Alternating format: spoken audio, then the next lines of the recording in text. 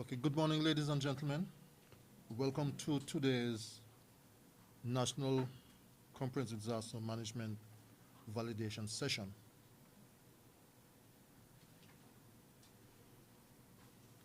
This is an important process in boosting Montserrat's disaster risk reduction efforts. At this time, join me in acknowledging the presence of the DG, the Honorable DG, Lindona Sweeney. Oh yes, she's here. And Dr. Joseph, the Director of Seismic Research Center, and heads of departments, key stakeholders, ladies and gentlemen, welcome.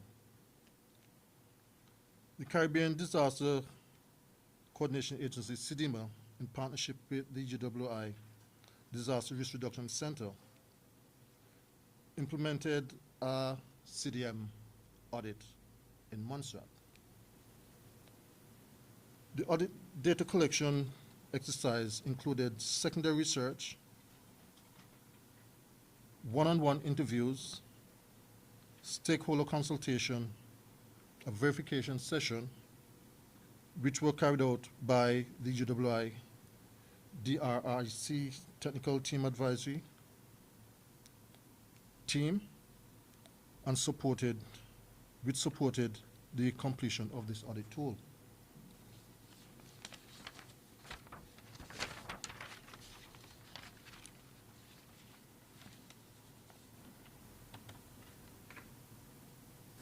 The TASS faculty members are Ms.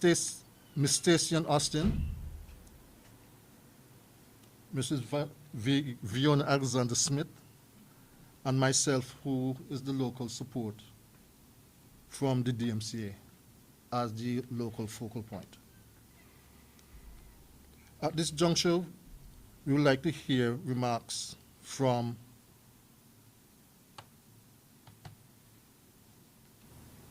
the Director of the DRRC, and this remarks will be delivered by Ms. Austin.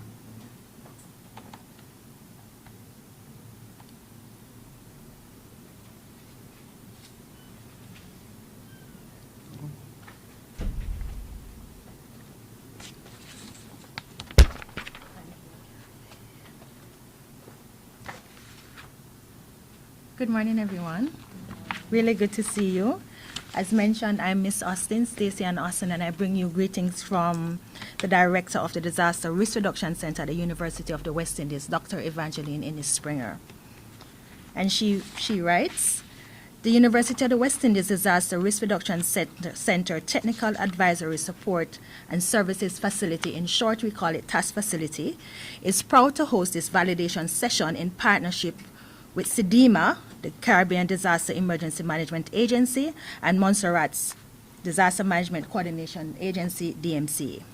The DRRC mission is to advance a multidisciplinary approach to disaster risk reduction and disaster management within the Caribbean region and beyond.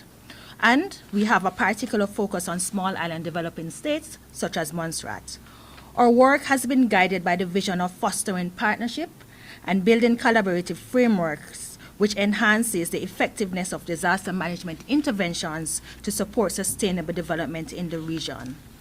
The UA University's TAS facility comprises a team across many Caribbean islands, offering technical support to national, regional, and international entities.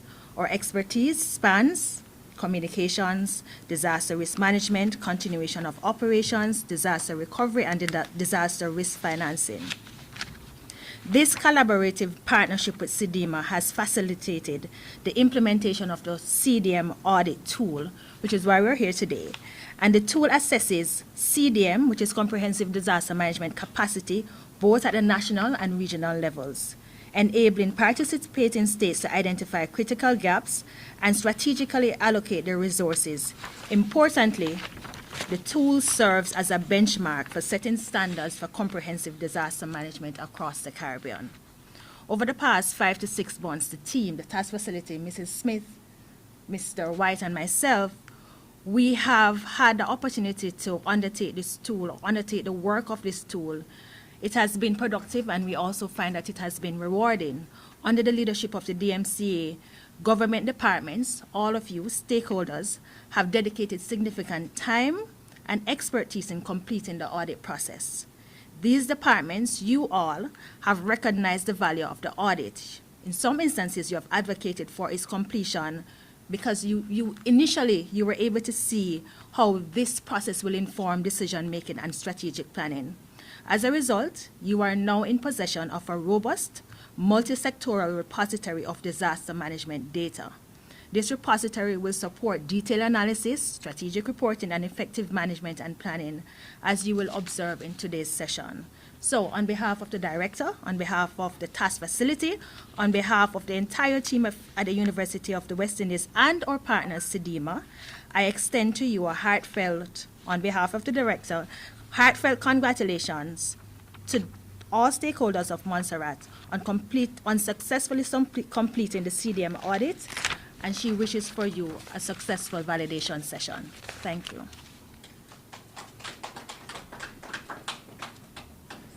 Thank you, Stacey.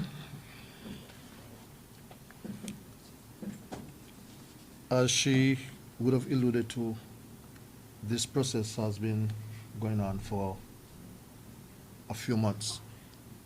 We were derailed at some point in time during the hurricane season, but we were focused in terms of keeping the timelines to ensure that we delivered the audit tool within the time frame that we were working with.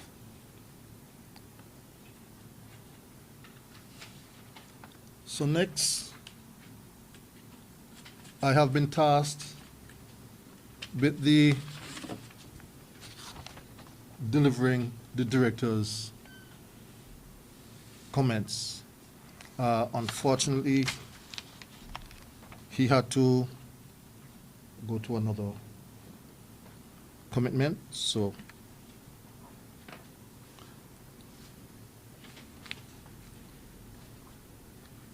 it is my pleasure to bring some remarks on behalf of the director of the DMCA, Lieutenant Colonel Alvin Ryan, who is unfortunately unable to attend this session. As a region, the Caribbean has suffered significantly from climate change and subsequent disaster impacts. Montserrat has had its fair share. Still, the effects of natural disasters, volcanic crisis, it is therefore critical for us, Montserrat, to include the steps to become more resilient. This is why we are here today. In order to improve our systems and processes, it was essential for us to first assess how we practice and align with the CDM framework. This is essential. This, in essence, is the role of the audit exercise which was conducted over the past 5 to 6 months. The DMCA recognizes the importance of this process, indicating our interest in participating in the regional CDM audit exercise, which was being implemented by the UWI Disaster Risk Reduction Center in partnership with CDEMA. This assessment highlights our strengths, our weaknesses, and gaps. It makes recommendations on how we can improve. Noteworthy is the fact that the information collected from this audit exercise could be used to identify areas for technical and other support to assist us in becoming more resilient. Today, I therefore pleased to announce that CDEMA has confirmed with the UWI, DRRC, and with us here at the DMCA that they will support the work required to develop our country work program for Montserrat, potentially commencing early 2025.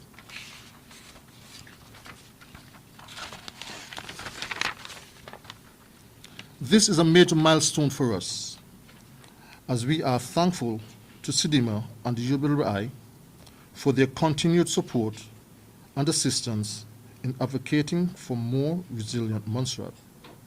This aligns perfectly with the DMCA's vision to facilitate and coordinate the development and implementation of comprehensive disaster management programs through mitigation, preparation, response, and recovery.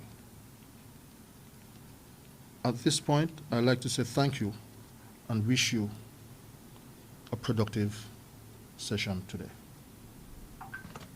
That's the presentation from the director.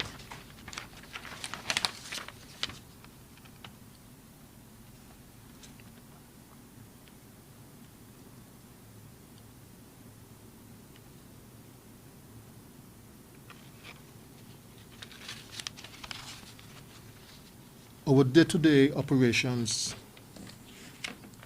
at the DMCA focuses around these 4 phases of disaster cycle. Maybe from time to time you'd have seen or heard this been mentioned, but in terms of our preparation, this is where from time to time you would hear us offer training. You would hear us on the radio advocating for persons to be able to assess what their vulnerabilities are. So this is all in preparation, as whatever you may be impacted by, whatever event or hazard that you may be impacted by, how you would be impacted, you can prepare for those. So as a department, this is one of the things that we indicate to persons: preparation, preparation, preparation. As we go on from preparation, we look at having identified these vulnerabilities, how do we mitigate against them? What do you put in place? So it is key for us to ensure that from a national standpoint also, that we implement these strategies at the national level. So what actions do you take to reduce or minimize those impacts? And as we go along, we cannot, there are times we can mitigate or we can minimize, but there are times when all we can do is, when it happens, what's the next step? And that's where we think about how do we respond. And the response comes in terms of, do we have the adequate resources? Do we have the adequate manpower? And it's a matter of juggling resources and manpower based on, if it is limited, what your response, tailor your response to what you have on the ground for that particular event. And one of the key things that we find is that after the response comes the recovery phase. How do you recover? We normally say you try to get back to some level of normalcy, and then in terms of your rebuild, you don't want to rebuild at the same level. There should be some improvement, because if you live in a straw house and it got blown down, do you want to rebuild with that straw house the next time?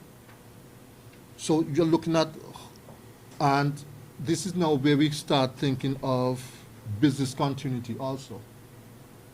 And you would have heard us over the years in terms of encouraging government departments to start considering how do we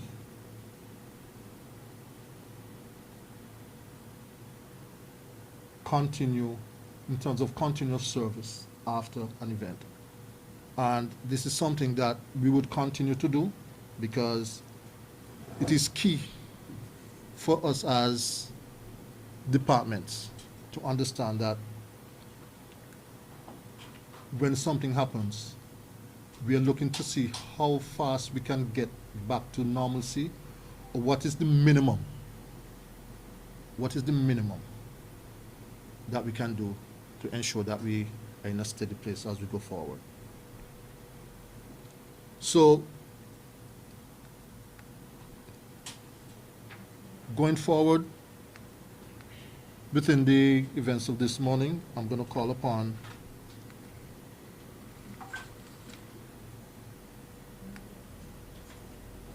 Mrs. Fiona Alexander-Smith to give a short presentation on the components of the audit. Great. Okay, thank you, Mr. White. Thank you, and good morning to all. So, just to pick up where Mr. White left off and to explain the CDM audit process, essentially. There's some components of the CDM audit process, or the tool that we use, which are essential.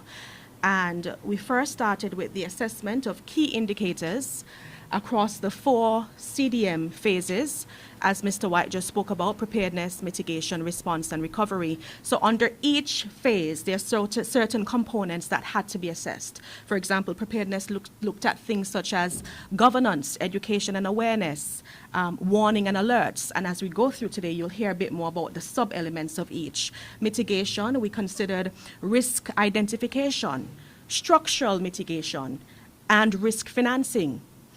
Response, the components which were assessed, activation, the resources that we have on island, and also the systems that would facilitate immediate rehabilitation. When we look at the recovery phase, we're looking at the components that speak to enabling an environment for recovery. Oftentimes, following hazard and disaster impacts, it takes us very long to recover. And while there's no set time period for recovery, we want to ensure that countries such as Montserrat can bounce back very quickly. And of course, our experiences with the volcanic crisis is a key one, where we're still somewhat recovering from the impacts of that in the 90s. We also, under recovery, looked at macroeconomic and budget management and evidence-based analysis for recovery programs. So it's not just about developing recovery programs, but what is the evidence that supports a particular direction for recovery?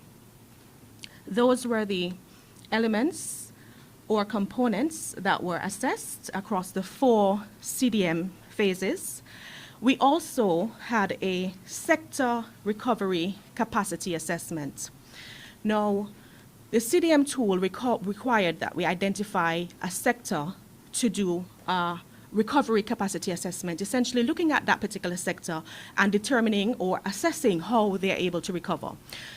Based on consultations with the DMCA and considering the national priority agenda for the government of Montserrat, the Ministry of Health was identified as or the health sector rather, as the sector through which we did this sectoral capacity assessment. Health is a high priority agenda item for the government, and the health sector is currently at the phase of implementing one of the largest recovery projects for Montserrat, the National Hospital Project, based on the effects of disaster in 1995 from the volcanic crisis. And here we are in 2024 implementing a recovery project on that scale. And so we determined that the health sector was suitable for this level of assessment. As we go through today, you will get more details about what we looked at and the scoring. The ICT assessment was also conducted looking at the software and hardware components that are in place to support the disaster management coordination agency in its functions. It is critical that we have proper storage of information as it relates to hazards, and as it relates to all phases. How are we responding to the crisis or to the hazard impact? What steps have we taken? These things must be documented and saved properly, and so the assessment looked at that. This is essentially just a snapshot of the tool that was used. We won't go into granular details at this point because we have that for later today. But essentially, you would see at the bottom where it has the preparedness, mitigation, response, recovery sections, and that is where we would have populated the data based on our interactions with key stakeholders across the various sectors on Montserrat.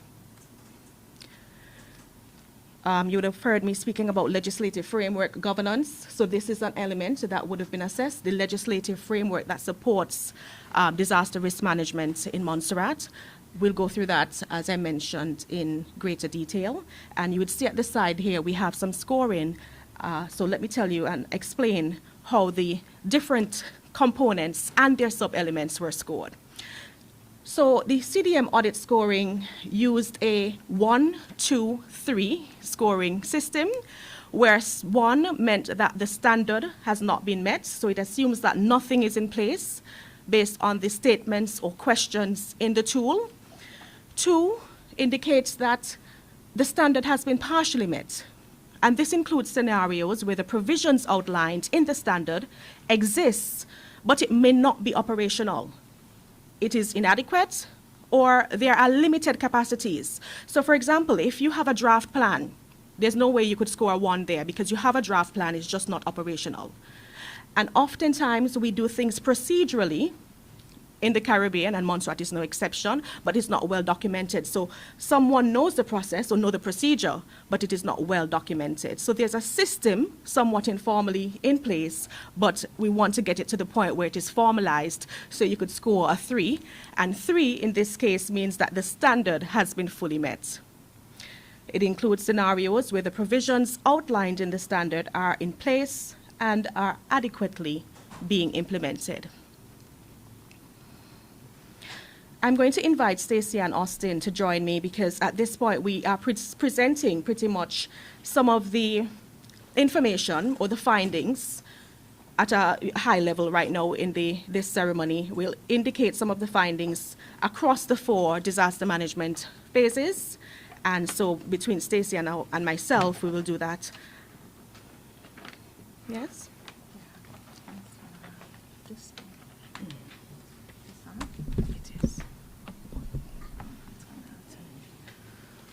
Back again, guys. So here's the meat of the matter, the summary findings from the audits.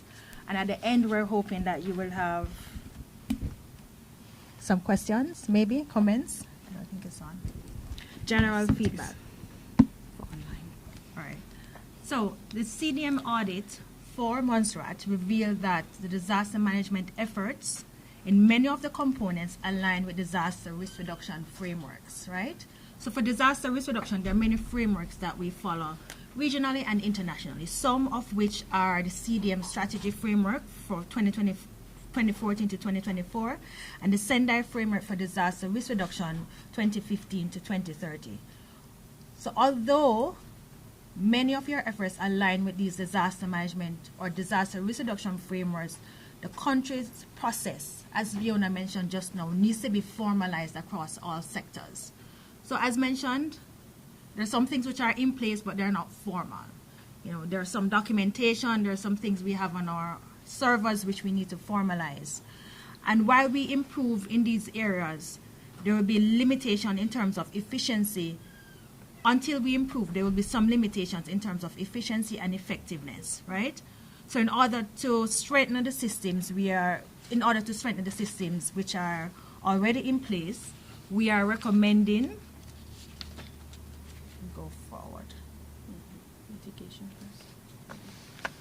Well, before we go to the recommendation, let's go through the breakdown of each phase of the cycle and then go to the recommendations, right?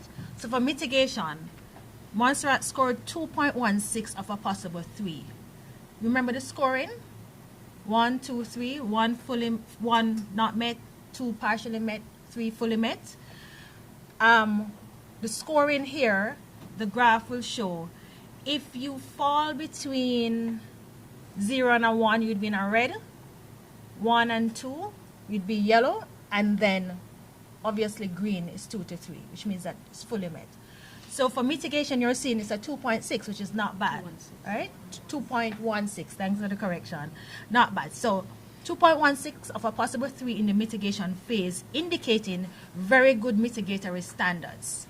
Structural mitigation is driven by robust planning processes and maintenance programs, inclusive of the island's critical infrastructure, which scored the highest at 2.50. Risk identification scored the lowest, however, due to gaps in the national hazard database and its availability for use across all levels, meaning national, local, and regional. And also there's a lack of risk profile assessments for communities and sectors. Right? So this was our analysis. I'm sure some recommendations are already jumping out at you, and we'll go through those later on. Yes. Preparedness. The preparedness phase scores 2.0 of 3. Again, not bad, right? It's interactive session. We can get a nod. Something. This is reflective of the assessment conducted on 6 components. 1, warning and alerts, with warning and alerts ranking very good, a score of 2.48. And we know what's warning and alerts, right? We know. Yes? No? Maybe so. When we hear the 12 o'clock, the 12 o'clock reminder, the siren alert, that is a part of the warning system, which is Yes. being tested every day. Yeah. Finance and admin ranked in the mid-range at 2.31, and then training and exercises scored the lowest at 1.56. Again, I know in your mind you're saying you're already seeing the benefits of us doing this analysis. The lack of CDM training strategies and national programs, inadequate levels of annual exercises or simulations for all hazards and significant deficiencies in the testing of disaster preparedness plans were the main contributing factors for Montserrat's low ranking in training and exercise in this component. Yes. You wanted to add here? Yes. So some of you might be wondering, what some of this really means for us. As we go through, we'll explain it in detail because I know there are some persons who may be thinking that they do simulation exercises. But is it just hurricanes? Are we looking at all sectors? Is it just the public sector that is being tested? What about the schools? What about the different hazards? So and a CDM training strategy, would look at comprehensively looking at integrating education, CDM education at all school levels. Yes? Response. This phase, we were quite pleased. This was the strongest phase in Montserrat's CDM assessment with an overall score of 2.40 of 3. Of course, you're very green here. All components scored on a range of very good to excellent, which is reflective of a strong response mechanism on the island. 4 components were assessed based on the specifications of the audit, with resources scoring the highest at 2.50, followed closely behind by activation and immediate rehabilitation with a score of 2.49 and 2.45 respectively. So response, of course. On the response, so what type of material that you have to respond to hazards? Do you have key stakeholders who are part of that response framework, volunteers, and it prescribes the types of volunteers and so forth that you would need to facilitate effective response. The granular details will be discussed during our session today. And also Kelvin wants to add as Just in terms of Give him that the mic. aspect, let's use the hurricane season as an example. If we are expecting a storm, one of the things that we would do in collaboration with Public Works and local contractors is that we would position assets throughout the island. So where we know we have vulnerable areas for maybe landslides and that kind of stuff, so that we position those assets so that immediately after once the all clear is given, they will start doing the road cleaning and that kind of stuff. So that is one of the things how we would think in terms of our response aspect of it. Thanks, Gabby. Any further questions? No. Recovery. Sure. Just to expand on what Mr. White Give the was mic saying. because we're online. So in relation to the other side, the volcanic side of things, the Montserrat Volcano Observatory also has a plan for the hurricane season that we revisit every year. And this would involve pre-preparedness during an event and after an event, so that services are maintained in terms of monitoring.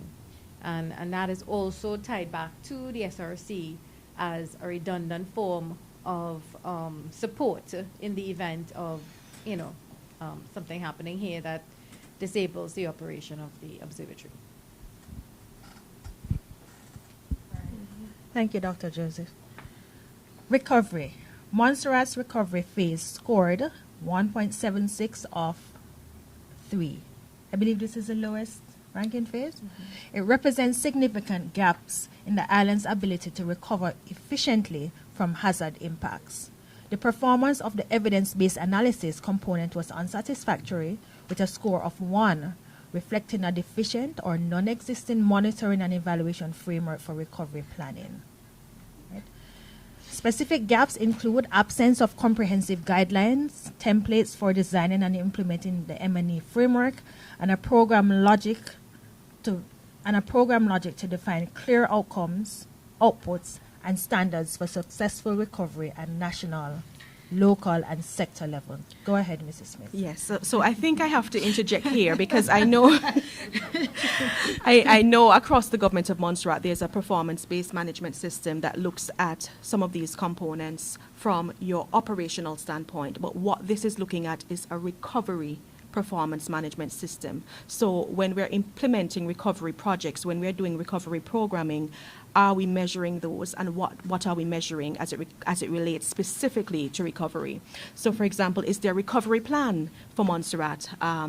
Do we know what to do, and all persons know how we should chart our recovery, or is it just going to be a decision made as we go along? So there should be a framework that establishes how we recover, and even when because sometimes response and recovery phases overlap at times.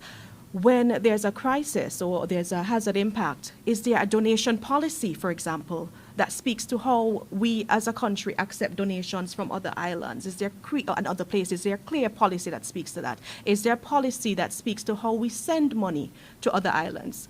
As it stands, any group can just organize and go and just do a radiothon, for example, and say we're raising funds to help this island. But it really should be a process that is integrated into a wider national framework, perhaps through the government of Montserrat, where this is the finance portal for recovery, and any donations coming into the island or out must go through this system. So we will discuss that in detail, but I just thought it was important to emphasize the whole performance management aspect of it, and to set the context where that is concerned, to differentiate that from the performance management system, which we know exists in our usual functions day to day and roles across government. So this is a little different. Thanks, Fiona. All right, so a snapshot of our audit findings. Anything key we're observing here? Or any questions? Yeah. So, red, unsatisfactory. We go up, middle, yellow, good, and then at the bottom of the green would be excellent. So we're seeing that we have no reds. Where do we have no reds? Montserrat is not in the red in any area, and I think that is something we ought to be proud of. When we were doing this data collection exercise, we got a sense that some persons felt inclined sometimes to give themselves a 3. Because they felt as if it was an assessment of themselves as a person or as a department. And so we had to at times say, you know, this is not a reflection in any way of your performance in the area, but what it is essential that we measure things and have the evidence to support accurate data collection, because that is how we're going to improve, and that is what will be used to form the basis of channeling support to Montserrat in the right areas, whether it's technical support, financial support. And as you heard from Mr. White earlier today, CDEMA has confirmed that they will support the development of a country work program for Montserrat.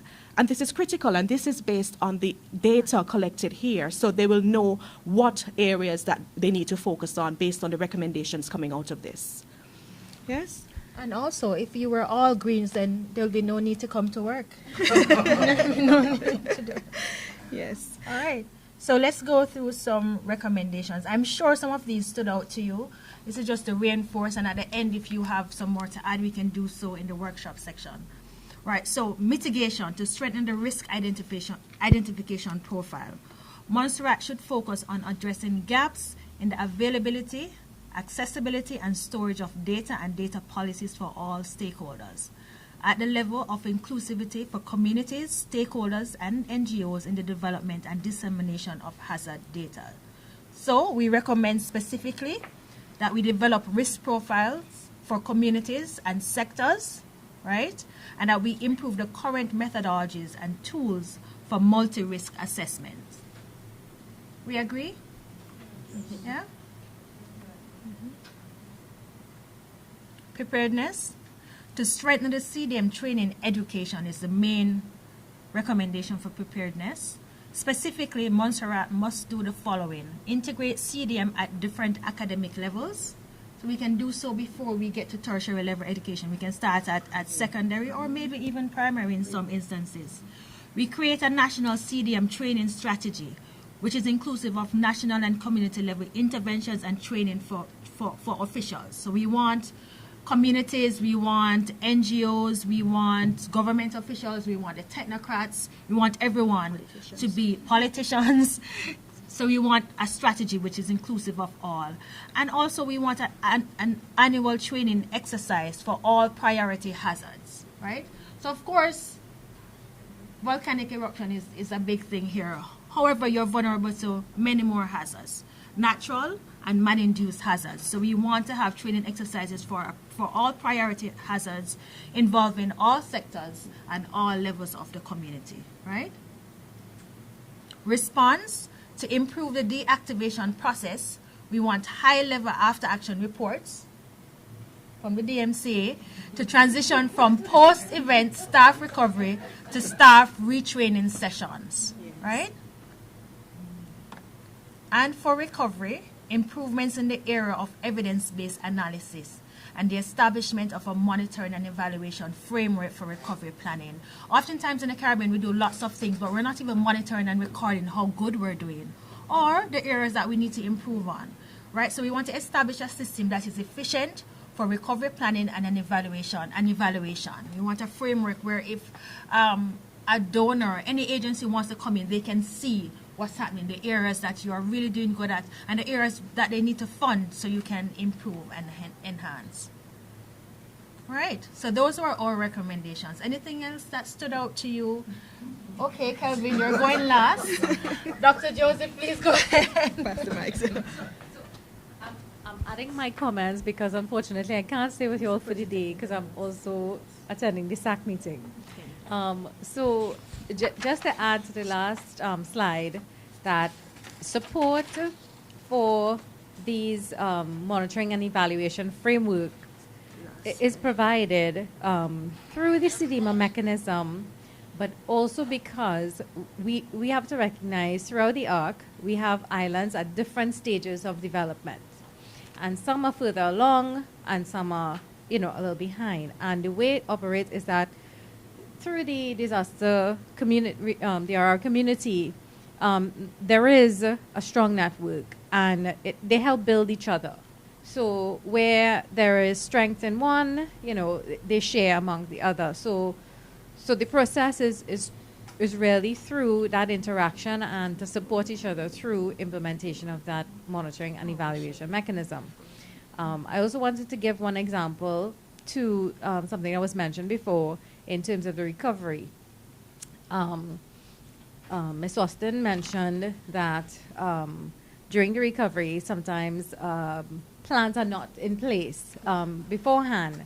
And I'll give you an example from the St. Vincent eruption, because there wasn't anything, any like well-developed plan. It was a general idea in terms of the post-recovery. One of the things that quickly became a problem was water. And I know this is something that some of you would already be familiar with the Montserrat experience, where the ash contaminated the water supply. And they weren't expecting that, or it wasn't foremost in the response planning. And when that happened, there were lots of donations of bottled water from, the region and internationally. But it actually became a problem because then they had to deal with the waste, the plastic waste, and how then they were supposed to do the cleanup and manage all of this waste. So they were quickly able to tap alternative sources of water that was from wells and so on, and was not contaminated. And that then became, provide support, but then they had to deal with having to actually tell people, do not send water. And then they had all of this bottled water on the waste to deal with. So it's just a little something to think about, that we don't always foresee the response activities, but they are important for planning.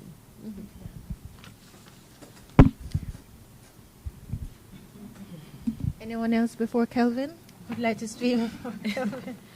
I wanted to ask, just to provoke you a bit. For here we mentioned integrating CDM at different academic levels. You agree with this? You think primary school children really need to be learning about CDM? Is it too much, too soon? Before Kelvin, anyone? No? Now, what do you think? Tell me. Dr. Joseph is nodding away, so I know what's her stance. You think we should? It's not too soon? Why is it not too soon? Mm-hmm. And And they're affected as well. Absolutely. Yes, yes. And they're smarter than things. Yeah. Okay. All right. But critically, they are affected as well. And in many parts of the world, women and children are the most vulnerable when it comes to disaster impacts, and so they must be educated from that level. Yeah. How do we treat the elderly in preparedness? So the children, they're smarter than we think, they're sponges, etc., all good stuff. How do we treat the elderly and the disabled? Yeah. Do we provide training programs specifically for them? We ought to? Yeah? Yes. That's what the national strategy would speak to. Yes. Yeah. Yeah. So when we speak up on CDM training strategy, many components, as we're discussing here, has to be looked at for it to be not just multi-sectorial or multi-hazard, but all-inclusive, right? For all people, all phases. And that is what the CDM model is really about. It's about integrating disaster management practices for all people across all phases. So it's not just the officials, it's not just senior persons, it is all persons who must be involved in the process. Okay. Yeah. Over to you, Kelvin. Steve. Oh.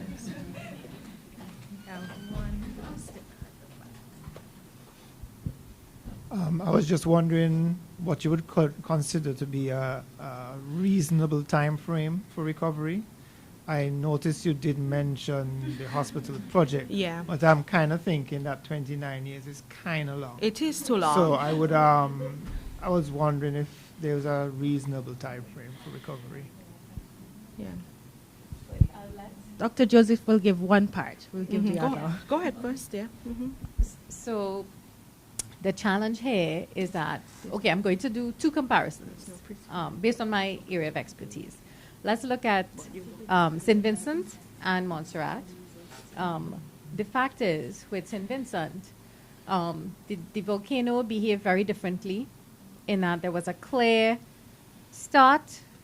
It lasted from, the effusive part of it, meaning when the dome started to grow, was very specific. It was from the end of December to April, where it transitioned into explosive. That explosive period went from the 8th of April to the 22nd of April, and then there was a very quick die-off. It ended. By all, measures of the, scientific assessment and the monitoring, activity ceased.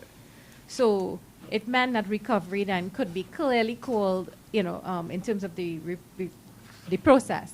However, the challenge here we have is a very different type of eruptive activity where the volcano has not stopped in terms of its, in terms of the scientific measurements of what constitutes ongoing activity.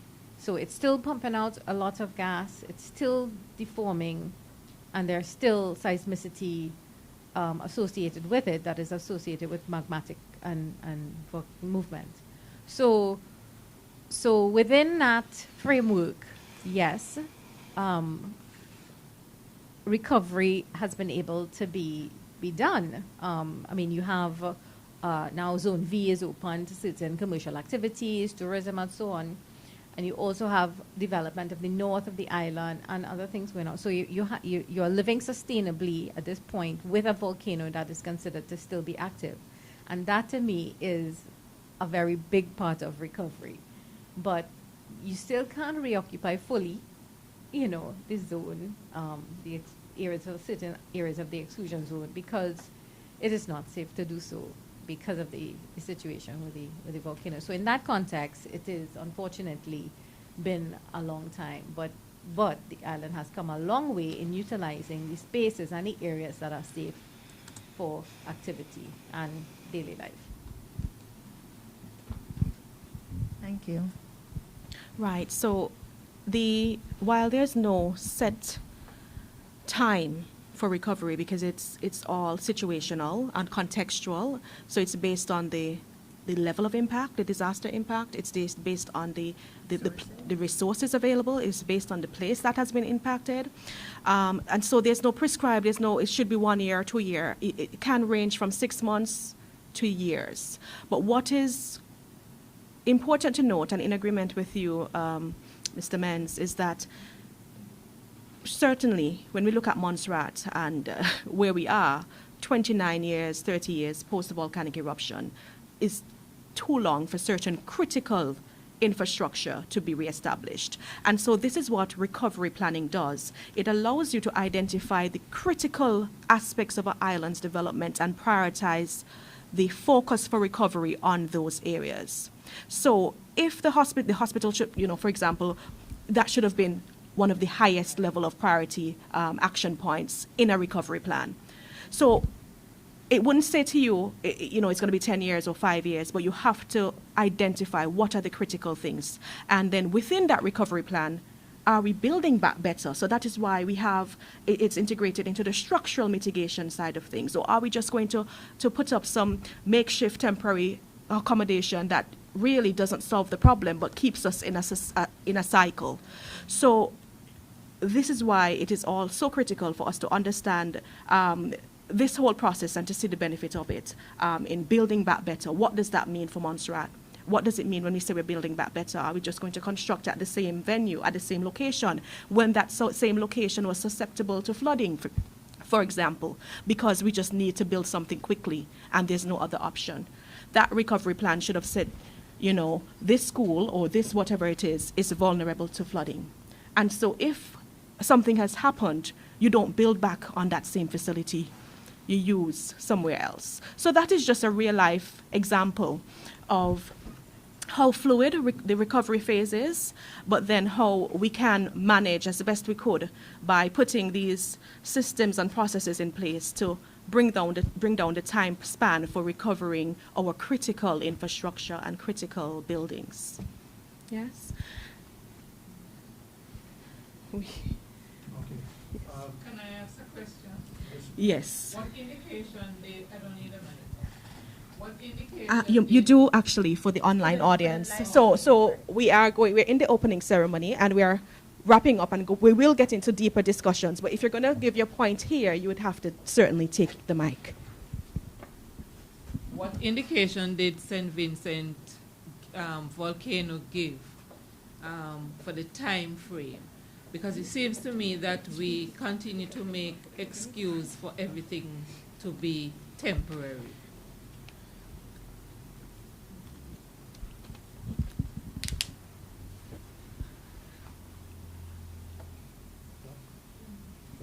So, correct me if I don't understand the question. So you're talking about if they gave themselves, if the government gave themselves How did we a specific. know it was going to be that short? No, of the we did not. time? Yeah. Same thing with Montserrat. We Correct. never thought that this would We be did not. this long. Yeah. So it could have been. So I'll give you a little insight. So after the explosive activity stopped on the 22nd of April, we continued to be on island up until the end of November. So we continued to physically have a team based at the observatory, working alongside the local National Disaster Office and the Severe Monitoring Unit until November, in case there was a restart. And between April and November, the data consistently showed that there was not going to be a resumption. And that's when the alert level was lowered to green, and we left. So you are right. There are natural phenomena that differ in terms of being able to say for sure or to even say, but there's still uncertainty. But it's different with, let's say, a hurricane, where it comes, it does the damage, unfortunately, and then it leaves, and then you can plan for recovery. I hope that answers the question.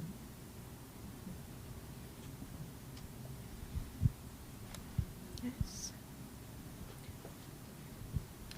Any further questions before we conclude this opening aspect of today's session? Mr. White, do you have a comment? Yes. As relates to the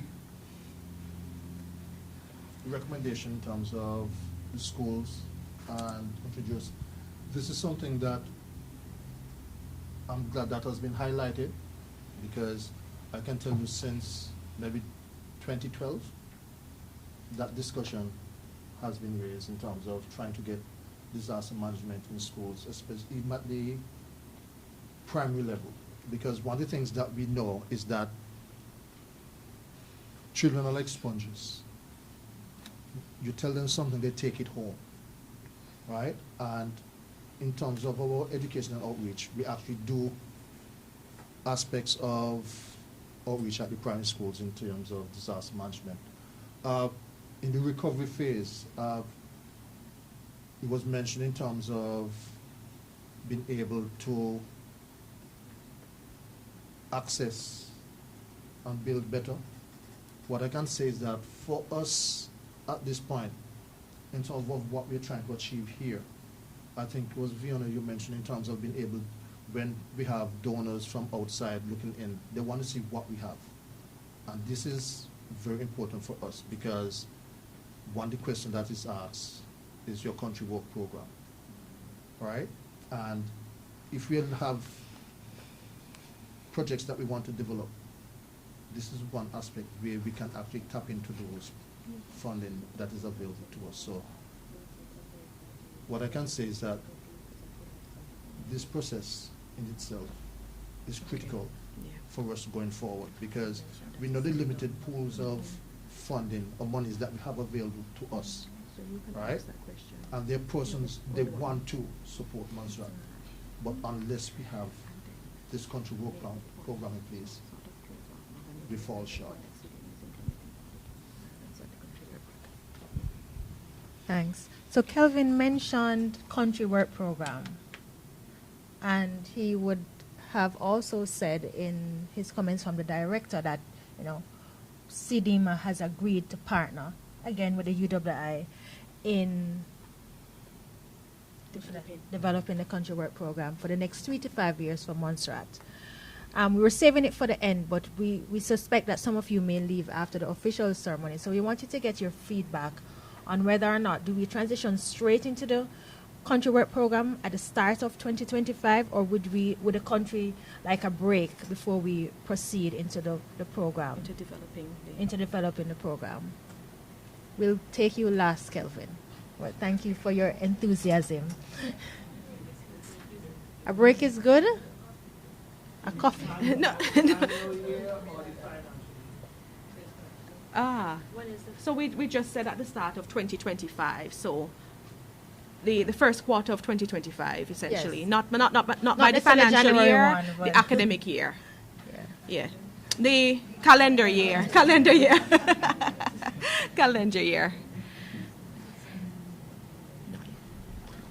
So, country work program, should we advance? The question is really, based on what we've presented so far initially, should we signal, DRRC signal to CDEMA that Montserrat is ready to start the process of developing this country work program Within the early first quarter. next year, in the first quarter of next calendar year? Or are we saying that we want a break and wait until mid-year, towards the end? But Yeah. let's flag a few things. Let me explain what a country work program looks like. And then, because we're disaster managers, we're cognizant that our hurricane season commences in June of every year. It doesn't stop. So by May, we're doing disaster preparedness. May is disaster prepared or hurricane preparedness month. Yes, You start for the next year. in November? Yes. Wow. Okay. So while we may want a tiny break, we don't want to push it too far into the season. Generally, the season we have extreme weather events towards the end of July, August, and then September. But now with climate change, Yeah. it's whenever. Explain what the CWP would look at. So there's a comment, and then I'll explain what the CWP looks like.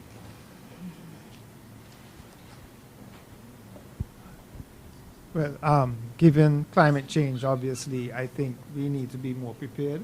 And also, we have witnessed really powerful hurricanes this year. We were very, very lucky. This island was extremely lucky this year, but we know what Beryl did in very early up in the season. And we know what the impacts were to the United States, especially the Florida Panhandle and further west. They got quite a bit of damage as well. There's also this peculiarity that we've been seeing recently with the spate of earthquakes off Barbuda, Antigua and Barbuda. Those that were alive and playing on the playground in 1974 would recall that the major earthquake that hit Antigua in that year did some damage to Montserrat at the same time. And we also have the ongoing volcano. And this year, the droughts that we were facing, they were longer than usual, and we had more forest fires than expected. Well, the extent of the forest fires were much greater, had a greater impact this year on island. So I think we should be concerned. My only major concern is the financing mechanism to allow us to roll out programs efficiently. Yeah.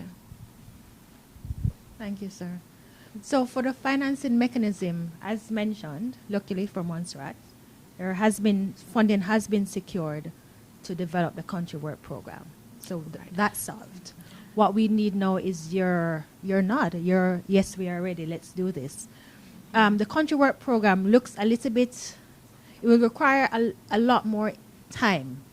For the audit, there was a screenshot on the screen. I don't know if you can go back to it, Fiona, where there were some questions, and we're just really asking you the question. And populating. Back. Right. Asking you the question. So P1 says a national CDM legislation exists. We know what 2 means. It's, Yeah. you know, probably in a draft phase. Partially It met. needs some work. It's partially met. And you tell us it's you know, it's not finalized yet. It's not passed by cabinet, etc., etc. We do the drop down and we hit 2. That's 30 seconds. And it populates, it auto-generates the final And then it scoring. auto-generates the stuff, the scoring that we were able to show you in the dashboard. It auto-generates these. The CWP requires that we take these recommendations, we look at the gaps, we look at the strengths, and we create a country work program for the next 3 to 5 years. What are the things that we're going to be working on? What are the things we hope to accomplish in year 1, in the first quarter of year 1, in the first half of year 1, in year 2, at the end of year 4, etc., etc. Which department will be responsible for this indicator or this outcome, etc., etc. So it will require discussions, cross-ministerial discussions. It will require us to agree on what we want to see at the end, of course, guided by the Disaster Management Office. And so the greatest investment will be your time and, of course, your expertise in telling us what do you see for, based on the gaps, where do you see us going, where do you see your country going, and how do we put the tasks in place or the activities in place to get to that end goal. So hence we have to ask you if you want a break, but only to flag that the hurricane season will be upon us in June. And as mentioned, there are other hazards that you're dealing with, like the fires, etc., etc. So funding secured. We ready. Tell us, when do we come back and said, you tell us April, or you told us April rather, here we are, let's go. First quarter of the calendar year or no? First quarter. Okay, and Madam Digi has spoken, and we are going to advance with And it that. doesn't mean we're going to come January 1. You know, we're not coming We're not- January 1. We're reasonable. Yes, yes, yes, yes, yes. Okay, so at this point, we are wrapping up now. So the official opening ceremony and the presentation of the findings ends now. Just to quickly say that the audit process was not only done in Montserrat, there are other participating states across the Caribbean who are going through this process as well. And again, just to thank the stakeholders who would have participated on Montserrat. At this point, we're going to take a 5-minute break, and then we'll get into the actual session. For those of you online, thank you for joining.